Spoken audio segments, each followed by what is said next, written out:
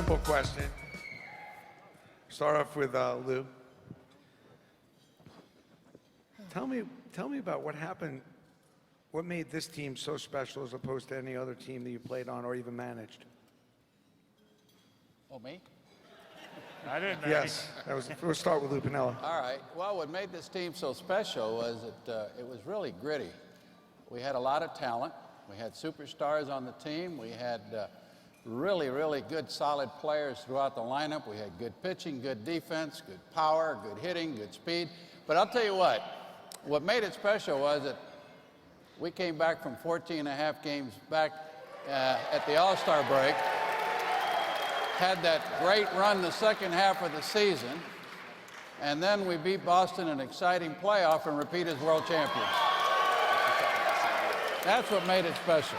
We're going to get to that in a second. Reggie, did you always have confidence that this wasn't always the easiest all get along singing kumbaya kind of team? Why do you have to ask me that question? Why do I get that question? Because you were a troublemaker, that's why. Because I was what? What'd you say? Well, you were a troublemaker, that's why. You were the shit disturber. Did you have confidence in this team? I mean, you played on some championship teams before. I mean, did you think you had the stuff? This team had the stuff?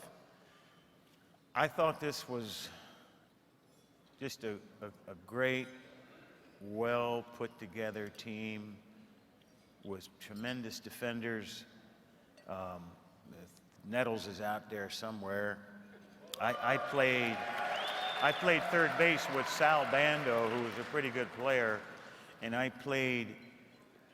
Brooks Robinson was on his way out, but Greg Nettles was one of the great defenders as an infielder that I've ever seen. And I think anybody would agree with it. Bucky Dent, if you hit the ball to Bucky Dent, you were out. Made all the plays you were supposed to make. Willie Randolph was you can go around that club. Chris Chambliss was a 280-some hitter, drove in 90 runs, hit 20 home runs, hit them when they counted, hit 300. Had a gold glove as a defensive first baseman, and the catcher was one of the great players of all time in Munson. And we had left field. It was either Piniella or Gamble or Roy White, and those guys together hit 30, 35 home runs. They drove in 130, between the three of them. We had Mickey Rivers, who could outrun the baseball. And he could hit when he wanted to. We had tremendous relief pitching. We had this guy here who, a lot of times Thurman wouldn't even give a sign. Thurman would sit here and Goose would come in. Help me sit here. Goose would come in and Thurman, believe it or not, would just go like this. Is that right, Goose? That's right. That's right. No, so, thanks, Will. We were just, we were a well put together ball club, and I think you have to give the general manager, the owner, the manager that we played for, Bob Lemon in '78, Billy Martin in '78. Of course, it was a little tough for a while, but we were really, really a good team between Eddie Figueroa and the efforts that we got from Catfish with a tender arm and one of the great lefties in history with Guidry. I mean, you can go on and on. There's many times that 3-4 times in a year, Goose would come in and 9 pitches. It'd be good morning, good afternoon, good night. Would strike out the side. He probably didn't want him to hit it to me, but we were a great team. Mike Torrez won 20. I mean, we were tough. We were tough. Thank you. Willie, tell me about the mood of this team. Tell me about the grit. And tell me what was the general atmosphere in the clubhouse? What was that like? You being a former manager, coach, you played, got enough rings, for both hands and your toes. Yeah. Tell me what the mood in the clubhouse was like. Well, I won't be as long-winded as Reggie, so I'll make it brief or whatever. Okay? He loves to be the center of attention, and we all know, we don't understand that. And nice to dress down. You dress down really nice too, Reggie. Ooh. Okay? Geez, I mean, this is what I miss. This is really what I miss, you see. Getting on each other, you know, needling each other. We had a great group of guys, the clubhouse. And again, I was a young player, so I'm learning from all these great, you know, veteran guys, Lou and Catfish and Nettles. They taught me the ropes, you know, Goose. So I'm kind of a young pup, kind of learning the business or whatever. But I just know they really accepted me, embraced me as a young player. And it was just great being around these guys because it was a family, it was a chemistry. You know, we really looked out for each other. We fought. I mean, like most families, everybody fights. I mean, you know, no big deal. Reggie didn't like most people, but that's okay, you know. And they didn't like him, but for the most part, there was a love there. There was a love, a genuine love. And when we got between the lines, we went out and played for each other, and that's why we won world championships. Who was the peacemaker? The peacemaker was always Roy White. Roy White was always like. My favorite Yankee, Roy White. No, Roy White was like, all right, you guys, cut it out now. Don't fool around, guys, you know? Let's get along, let's get along here, you know? So Roy was always the peacemaker guy, but we didn't listen to him. We didn't listen to him at all. Goose, how do you feel about, I mean, we're going to, you know, after this, we're going to obviously get a chance to talk to one of the greatest closers of all time, but he didn't pitch nearly as much as you pitched. You had to go in, you know, sometimes 6th, 7th inning, bases loaded. Well, you know, I saw the total evolution of that bullpen. You know, hey, getting back to the '78 Yankees, it would have never been the greatest comeback in history if I hadn't dug us that deep hole.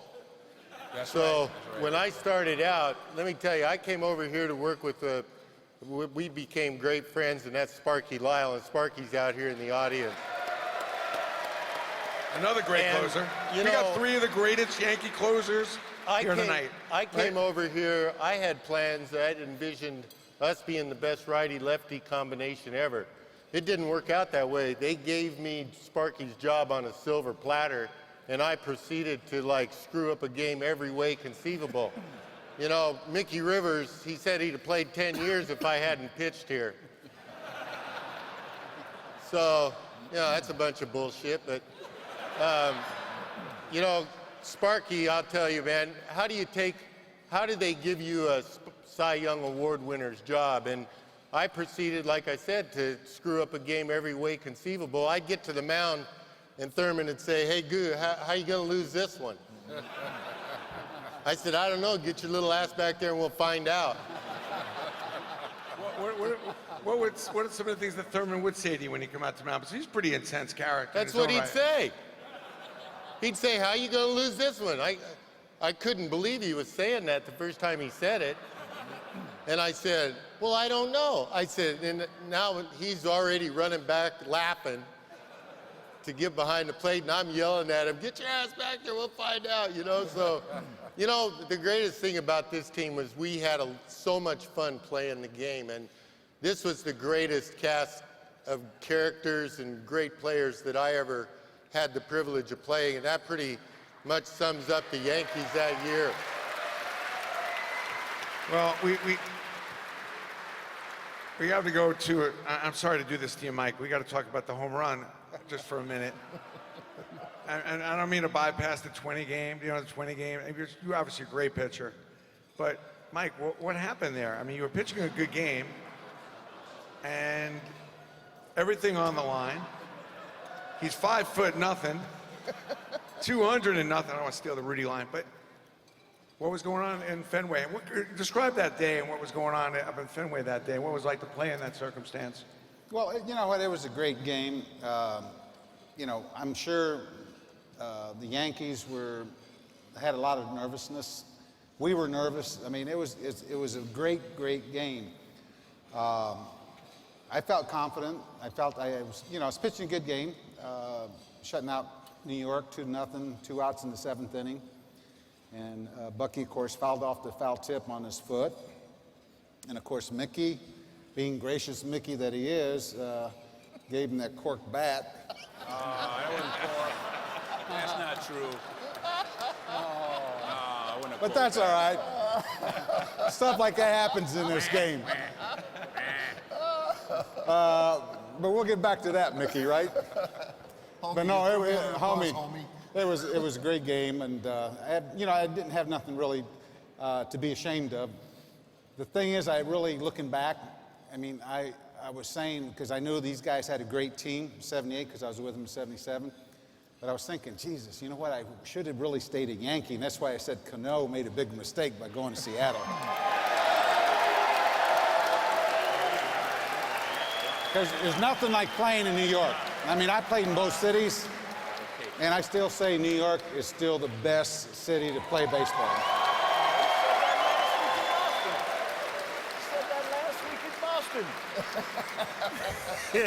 Bucky, what was going on that day for you? And also, I mean, did you feel the heartthrob you were back then? I mean, with the women and all that stuff with the poster and.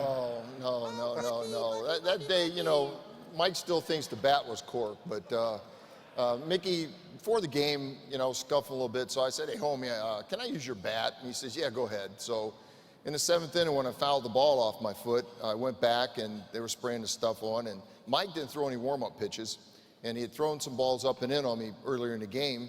And so when I started back, Mickey goes, hey, homie, you got the wrong bat. That one's cracked. And I wasn't paying attention because my foot was killing me. And the bat boy ran up and gave me the bat, and I got in the box. And the first pitch, Mike tried to get a fastball in on me, and he got it kind of down, and I kind of golfed one into the net.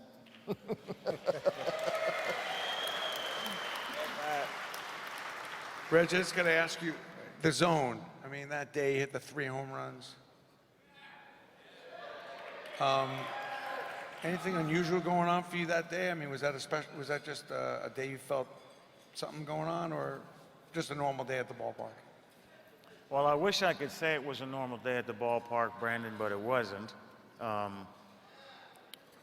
You know, I left for the ballpark about 2:30, and when I got to the ballpark, I felt good, and I had a batting practice there. Everybody was on the field, and the press was there, and 4 or 5 people deep, and I hit last. And if I took 50 swings, we had 5 minutes. I probably hit 25 balls in the right center field bleachers within a 50-foot radius. And when I walked out of the batting cage, I got a standing ovation from the fans. In batting practice. I couldn't wait. I couldn't wait to get to home plate. First time up, Hooten threw me four balls, and I went back got on base, went back into the dugout. My next time up, I called up and checked with Gene Michael, and I said, they're going to pitch me in, right? And he said, yes, they're all going to pitch you in. And I got up, and I kind of put my body where it used to be, and I moved back about 4 inches because I couldn't hit the ball inside. Couldn't really handle it. And the first pitch he threw me, I hit it for a home run. The next time up, they brought in Sosa. And he threw hard, and he threw about 90, mid-90s. And I said, just please throw me a strike. And I hit over top of the ball, and when I ran down to first base, I think Chris was on first base at that time, I kept yelling, stay up, stay up, stay up. And the ball stayed over the fence. And the next time I came up for the 3rd home run, I probably had 15 or 20 home runs off knuckleballers. Hoyt Wilhelm, Eddie Fisher, all these guys that threw knuckleballs, Wilbur Wood. And I kind of looked around and I said, wow, they must not know. And I knew as soon as he was announced that I was going to get a chance, and I just wanted to hurry up and get into home plate before they changed him. I forget the rule. The rule is if you're bringing a guy in, you got to face one hitter. And the first pitch that Charlie Huff threw was a hit-me mattress fastball, and I just laid on it. So nice. What a day that was. I got to change direction here a little bit. That's just some day. Core 4 question, Lou. You, unfortunately, were on the other side of a lot of the damage the Core 4 did. What was it like to manage against them? And tell me a little bit about each player. Just a quick take. Jeter, Posada, Pettit, Mo. What was it like to manage against these guys? And Well, look, you're talking about great players, and to have 4 of them come up at the same time out of your system, that's pretty special. Derek Jeter, I mean, this guy here plays shortstop as well as anybody that ever played. Outstanding throwing arm, great hands, could hit, could run, future Hall of Famer. You got Posada behind home plate. I mean, he could hit for power from both sides of the plate. Called a good ball game. Just a tough out. Andy Pettit won more games in postseason than any other pitcher in baseball. And what a tremendous competitor he was on the mound. And then you're talking about the greatest closer that ever pitched. Goose, I'm sorry. But Mariano Rivera was special, very special. Which and, one of those players drove you crazy the most? Or Well, I'm going to tell you did what. you fear the most? They all helped send me home in postseason about 3 times. Me too. So I wasn't too pleased with that, but I understood that they had a special group there, and this core of 4. I mean, no organization can bring up 4 talented players like that. Basically, when you look at all 4, Derek Jeter and Rivera are going to be Hall of Famers certainly, but the other 2, for my money, they belong in there too. I think you have to. I really think when you think of those 4 great players, the guy who just jumps right into my mind and came through the organization as well was Bernie Williams. You know, I think Bernie has 22 home runs, 23 home runs in postseason. He led the league in hitting 1 year, hit .339 and .340. Did not have a great arm, but was a tremendous defender and a Gold Glover as a center fielder. He was great. And came with that crew. And I think that since he missed the 09 series, that they really left him off. That's core 4, should be core 5. Really should. I can work with that. Yeah, they won the 4 World Series with him. You can extend that whole collectible line Yeah, to core 5. yeah. They talk about one thing I want to say too, as well. We're talking about, and we all recognize Mariano as, I call him really the great Mariano. I told him you should leave the ballpark your last day and just drive to Hall of Fame. Just leave your uniform on and drive up there, leave all your stuff there and come back. But I was pretty fortunate. I played a year with Dennis Eckersley, who's a Hall of Famer.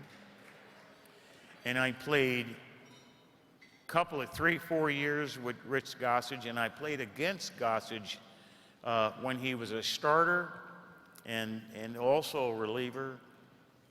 And I played with Raleigh Fingers, who certainly, if you flip a coin and can have one, you would not be able to live off the difference between the 3 of them, which I would say. And I played with all of them. I watched Mariano as much as I played with these guys. But I do know that Raleigh Fingers led the league in saves with 26, 27. This guy led the league in saves with 25. And through 130-some innings, 125 innings, 140 innings, the first year that Goose came with us, I believe that might have been the year that they started having a setup guy, because he couldn't come in the 4th inning and pitch through the 9th and pitch the next day. And there are many times that, in our postseason, Sparky's out here somewhere, and I know in a couple of those games against Kansas City, he pitched 5 1/3, and then come in and pitch the next day, and you didn't see the man with no ice on his arm or anything like that. But, certainly there's a difference in the game, and I want to take nothing from, and I certainly salute him as the great Mariano. But some of these relievers that had a different role and pitched in a different era, it was nothing for them to pitch 130 innings and come in the game in the bottom of the 4th. And pitch into the 11th. Yeah, that's great. They didn't even think about it. Hey, Willie, got to switch over to you for a sec. You coached the core 4. What was that about? What was that like? And who did you enjoy coaching the most there? You had to coach Jeter a little bit. You were an infield coach. Yeah, that was my job. Yeah. Really. No, I had the best seat in the house, Brandon. I mean, it was a privilege, really, to watch these kids come up as babies. They were babies. I remember in 95 when we lost to Seattle, they first came up, they were sitting on the bench. They weren't eligible to play that series, but I watched Jeter and Mariano and those guys sit there and watch what it took to be a champion. And you can see them really kind of almost chomping at the bit to get out there and help us, but obviously they weren't there at the time. But I just remember watching them get a taste of what it feels like to be a champion, to be a winner, play in the playoffs. And I knew that that experience would be invaluable for them moving forward because they had what it made, the stuff that was made of champions. You can see it, you can feel it. And so when they got going in '96 and got on that nice little run, I wasn't surprised that they stepped up and made the adjustments. Mariano, he didn't know where that cutter was going, but he refined it, and he's the best, right? Jeter, you can see that he had the raw talent. He just needed to refine it a little bit. I helped a little bit. He listened to me every once in a while. But he was the guy that you knew was going to give you energy. He was going to be the face of your franchise. He was comfortable in his own skin, and he was just ready to take off. You know, Andy Pettit, big, strong lefty. Yeah, Andy was. He was a horse. You know, even as a youngster, a young colt, and you knew that once he got his feet wet with that good slider and the curveball, he was going to be a great, great player. Talk to me for a minute about Joe Torre. You played, underneath Joe for a bunch of years, a bench coach, third base. Give me your feeling about Coach Torre and also the impact he had on you. Him what? Backing The out? impact he had on you. Wait, how do you back out on me? The impact. Oh, the impact. I'm sorry. Brandon, okay, well, I'm sorry. I'm getting a little old. I can't hear it anymore. You are getting a little Joe old. had a significant impact on me. I mean, obviously, that was the first time I worked for a manager of his caliber. Hall of Famer, though? No doubt about it, yes. I think so. 4 out of 5 world championships? Why? No doubt about it. Why is Joe Torre a Hall of Famer? Because of the way he communicated with his players. I think it's important to be able to communicate with your players. They have to know exactly what you expect from them, treat them with respect, earn their respect. And I think that was Joe's biggest strong point. I mean, the X's and O's, players play. We understand that. But he just was the perfect guy at the time for this job. The guys would just gravitate towards him because they knew he was a player, a great player. Talking about Hall of Fame, he was borderline Hall of Fame as a player, right, Reg? Yes. I mean, Yeah, he had tremendous talent. Always wondered why they used to let us as players, Goose, I don't know if you ever voted, but we had a chance as a player to vote for people that we thought. You remember that? Right. And part of the criteria was to include the player's career as a player, the manager's career as a player. And while Joe Torre was a near miss as a Hall of Fame player, he was automatic as the manager, and I never really understood. And to this day, I've been in trouble a couple of times for talking about the Hall of Fame, but I don't understand to this day how you get in 10 years, or a guy like Torre has waited 5 or 6 years, and Tony La Russa just came out the game a year or two ago. I certainly think Tony's a Hall of Famer, but I don't know how Joe Torre had to wait so long. He should have been in the Hall of Fame. 4 world championships, and he managed 5 World Series. I just don't get it. I really don't. But I wouldn't finish though, but Okay, that's go all right. Well, 30 minutes, Willie, 6. you're not in the Hall of 30 Fame. minutes, 6, though. I'm not. 6 World Series. 6. Yes. Yeah, 6. Yes. I might not be in the Hall of Fame, but I still got a lot of diamonds on my finger though, okay? Don't forget that. All right? Okay? All right? But to finish my thought, or before I was interrupted by Reggie, but Joe was the perfect guy at the right time for the job. Again, like I said before, I learned a lot from him and the way he led his men, and that's a big part of managing nowadays, get guys to run through a wall for you, and he does that. He did that. Goose, if you were pitching today, how would you fit into the scheme of things? Only having to come in for 1 inning, sometimes come in for an inning. Well, I saw that total evolution of the bullpen from when I broke in '72. That was a junk pile where old starters went that couldn't start anymore, and it had just started to come around. Raleigh was having some great years out there with those great Oakland teams, and it was right then it started to become more specialized. You had setup guys that now take the workload off of a guy like Mariano. And, the first time I saw Mariano was that playoff game against Seattle. He came into a bases loaded situation, and I didn't know who he was. Nobody did. And he came into a bases loaded, nobody out, and he got out of that situation. And this guy looked as calm as a cucumber, and that's when I said, this guy is going to be something special. But, that role of the relief pitcher, Sparky saw it, we saw it, I saw it totally. Hey, I didn't want to be in the bullpen when I came to the big leagues. We had our sights set on starting. Man, you know, like I said, that was an old junk pile down there, and it just started to evolve then. And you know, starters still prided themselves on finishing what they started. So I would come into ball games at any point in the game when the starter got in trouble. So that might be from the 5th or the 6th on. And I think today is the way, you know, we were workhorses, and I loved it, but I couldn't pitch. If I pitched 3 or 4 innings that game, I was done for the next day. So this is where the evolution of that bullpen has really come to being. I think today, the way they're being used, we were abused.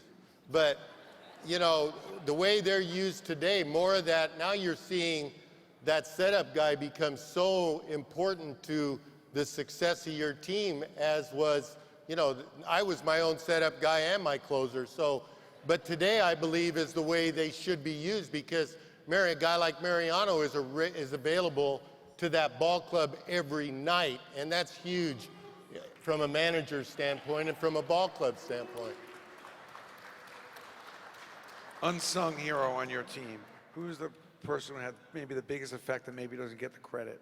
Well, we haven't talked about the guy that put both teams together, Mr. Steinbrenner. Okay, let's talk about him. George is the one that paid the big bucks to get the free agents over there like Reggie and Goose and Catfish that set things in motion, paid the players well on the team, and he was really basically the leader. Now, were you somebody who was affected when George would, you know, kind of get on you guys a little bit? Was that a good thing for you? I didn't pay much attention to it one way or another, really. George had his own way of trying to keeping things interesting, right. And with he and Billy, that was enough for the rest of us, you know. But yeah, listen, without George putting the effort and hiring the right people to run the front office and making the trades, we wouldn't have done what we've done here in New York. And one thing that Torre has said is really, really accurate. There's no place like playing in New York. There really isn't.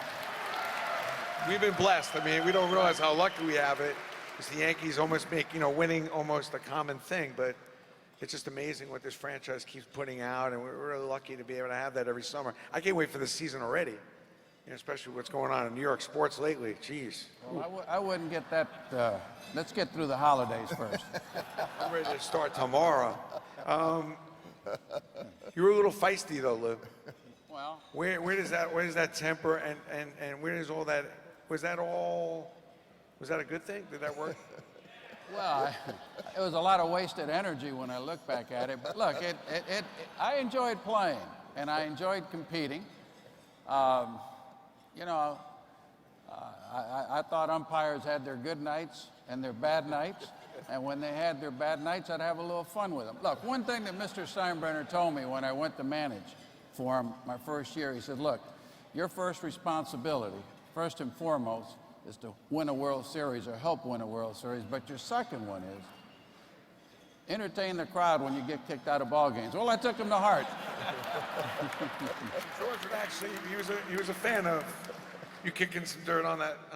I think he liked it a lot. He really did. In fact, he told me, he says, I'll pay your fines. Bucky, talk to me a little bit about Thurman Munson. Thurman was a great guy, man. I mean, just a lot of fun. He was a captain, and he was tough as nails. I mean, he came to play every day, and, you know, one thing about that team is, you know, the way he played, and he played always hurt, that if you had a little boo-boo, you played, because that guy behind the plate was going to say something to you, you know, because of the way he played. He was a tremendous player, and I really enjoyed playing with him. And like Goose said, he was a lot of fun when he went to the mound. I mean, some of the things that he would say to the pitchers, you know, it was hilarious. Like? I can't say them. Mike? Thurman Was he a swear? Was he a person who sweared a little bit? He spit a lot. He spit a lot. But I will tell you a story. I was pitching a game Sunday in Cleveland. Billy Martin gave him an off day. He and Catfish and I think Guidry and all those guys went out and had a few pops. He came to the ballpark. The next day I was in the training room laying down. Gene Monahan was kind of stretching me out, and here comes Thurman. You've never heard a man cuss as much as he did because Billy gave him an off day. He's supposed to not catch Sunday. If you guys remember that, well, this is a great story because Thurman says, Mike, are you pitching today? I go, yeah. They said, God darn it. He didn't say it like that, but he says, I can't, I'm so drunk, I don't even know what to think, what to call or anything. For 4 innings, I swear to God, he says, throw anything you want, I'll catch it. And he did. And then there was a day, it was so hot, he finally sweated it all out. It was like 95 degrees in Cleveland.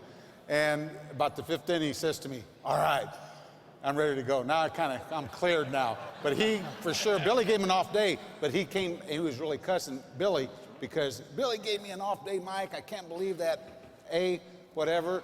I mean, if you remember that, I mean, that's one of the best stories I've ever had for a catcher. Just throw whatever you want, I'll catch it. I won that game, too.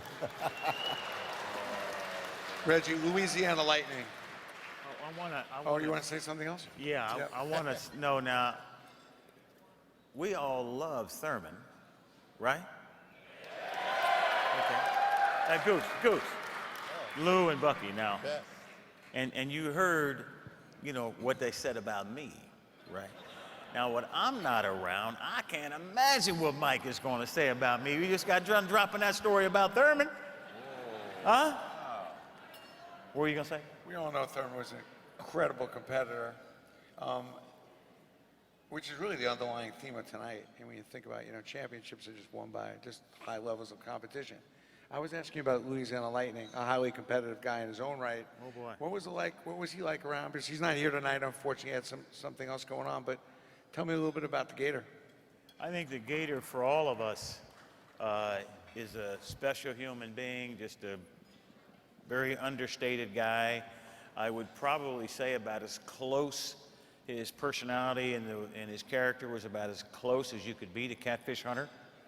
Just an honorable, lovable, easygoing guy. And talk about throwing hard, oh boy. 95 all day, all night. In 78, in 77, I think he came up, he was 16-7 or something like that. And we beat the Dodgers in the World Series. And then, of course, he was 28-3, 25-3. And the story that I'll tell is that in 78, when we had the playoff game, they didn't know who was going to pitch. And I think Guidry had pitched on Friday night, Saturday? Pitched on Thursday.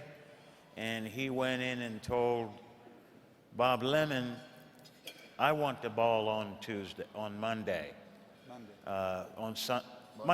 On Monday, and pitched on short rest, which give him 3 days rest. But that's the story I'll tell you about Ronnie Guidry. We knew we were going to win when he was on the mound. I got to ask you one other thing. On the base path thing, where the ball happened to hit you. Anything you want to say about that? That was a big. Well, the only thing I'll say about that is, Everybody there was a play. I hit the ball. yeah, I was a hitter, yeah. Lou Piniella was at home plate, and what I saw there was Lou had reached up for. Here's what my complete recollection: men on first and second, and Thurman's on second base. Lou reaches up and hits a fastball, a bullet to the shortstop to Bill Russell, and in that speed of what was going on, I saw Billy Russell catch the ball and drop it. There are some shortstops that have better hands than him that would make it look like a hit to glove and go on the ground. But I saw him catch it and drop it, which gave me an ability to think of what was going on. I'm already out. I'm 20 feet off the bag because I make my move because I think Lou might have a base hit. And when Russell turns and throws the ball, I've got 3 feet on this side of me and 3 feet on the other side because 6 feet of the baseline belongs to me. In playing in baseball, I've thrown perfect throw, threw a perfect throw in the playoffs in 72 against the Tigers and hit Al Kaline in the back. I got an error. because he was in the right of way because the baseline belongs to him. The baseline belonged to me. I didn't have to move. He threw the ball at me, so I stood there. I had turned to face him, and in order to protect myself, the ball was coming belt high. I turned and put my hip this way. If I'd have left standing there front, I'd have got hit in the wrong spot. So I turned and let it hit me in the hip. I was already out. We got lucky and wound up with nobody out or one out, and Willie, wound up do you winning the concur game. with that story? No, he just couldn't get out of the way. He's slow. He couldn't get out of the way. That's all. He just couldn't. He just couldn't move. That's all. But it was a brilliant move. I like the way he did, man. I learned something there. I really did. Get stuck in the dirt. There you go, bro. Today's players, just kind of give a little bit of a, tell me about today's player. What do you think about the game today? What would you do to improve the game? Now you've seen it back then, you've seen it now.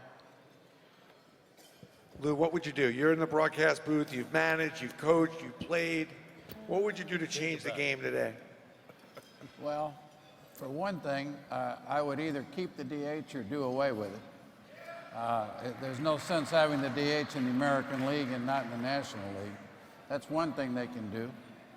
And then the other thing that they can do is, I don't like the replay stuff that they're going to do next year. Baseball's not a perfect game. Players make mistakes. Managers make mistakes. Umpires make mistakes. And now all of a sudden, they talk about speeding up the game all the time. And that's all you hear, especially the last few years that I managed. And now they're going to slow it up with the replays. I know technology is advanced. I know that technology is good. But I'll tell you what, baseball's not a perfect game. Let's not try to make it perfect. They're going to have the replay. They're going to have the flag you throw out this year? I guess they're going to have the little flag you throw it out of the dugout. They're going to have challenges? Yeah, Oh, really? Yeah. I think so. Yeah. Bucky, what would you do? You've managed, you've played, you've coached. What would you do right now to change the game? I'm with Lou, and when I first came up, when Goose and I played together in Chicago, we started at 8 o'clock and we were done like 10 o'clock. We were home by 11:30, but like I say, they want to talk about speeding the game up, but the commercials in between the game, holy crap, and then they start the games and they take forever. It's just, you can't stay up to watch the game, man. They gotta, I don't think they can do anything about the commercials and stuff like that, but I'm like Lou, the replays and stuff, that's just going to slow the game down even more. Goose, anything you change? What? Anything you change the game, make it better today? I don't like the All-Star game thing. I just don't like that. I don't like all the things that Lou mentioned. Heck, you see on football all the replays, and they still can't get it right after they take 20 minutes to try and figure it out. So I don't like the home field advantage with the All-Star game. I think that's ridiculous. And who cares? At that time, who the hell gets home field advantage? I know it's National League, American League, but I don't like that either. So I don't like the interleague play. I think that took a lot away from, I know it's popular to the fans and everything, but I like the National League and the American League, and when they meet in the fall, it means something. Okay. Willie, any final thoughts? Anything you want to say? You've touched it all. You've touched 77, 78. I 4-4. think there's too much fraternizing. That's one thing I don't like. When you see the players kissing ass and stuff like that and all that kind of stuff like that. I don't believe in all that. I go back to old school way of going after each other and playing the game right. I think that the DH thing, I agree with Lou. I think you have it in one league, just have it in both leagues, don't have this separation of things. There's a lot of things they're trying to change about the game. The game is fine the way it is. Just play it, and have fun. And have players respect the game, really. Have players really respect the game. Play it right. Will we see you in the dugout again? Will you manage again? I hope so. I'm available. I'm a free agent. Why not? Please. You know, brother's got it. you know what, Brian? You know what, Barrington? With all the money you make, you should buy a team and make me the manager. How about that? I would. Huh? I would if I could. I'm trying to get Wolf No, on you got a lot of that cake. team. You got a lot of glue, man. Come on now, you can do that. I'm working on it. You working? Okay, good. Working on So I'm it. gonna be your manager, right? I'll be your guy. Well, we got the core 5 now. So that's a 2014 windfall. Sure, Cheater and Mo, they're not going to like that, though. Reggie, some final comments on changing the game or anything going on with you these days? You always have a lot of stuff going on. You know, I think the thing that stands out to me most where this seems to be inequitable is the winner of the All-Star game winds up hosting the World Series. I'm with Goose on that one. I just don't quite get that. It should alternate like it used to, or have the team that wins the most games host the All-Star team just like they do in the NFL. Yeah. You know, you wind up getting home advantage because you win the most games. Then you wouldn't have to worry about whether guys are going to play throughout the entire time. So I'm very much in favor of that. I don't know how you get the game back to where, you know, the game was when Willie played, and not even so much our era, but when Mays and Stan the Man and those guys played, and the admiration that you have for Mickey Mantle and the great players like Whitey Ford of the past.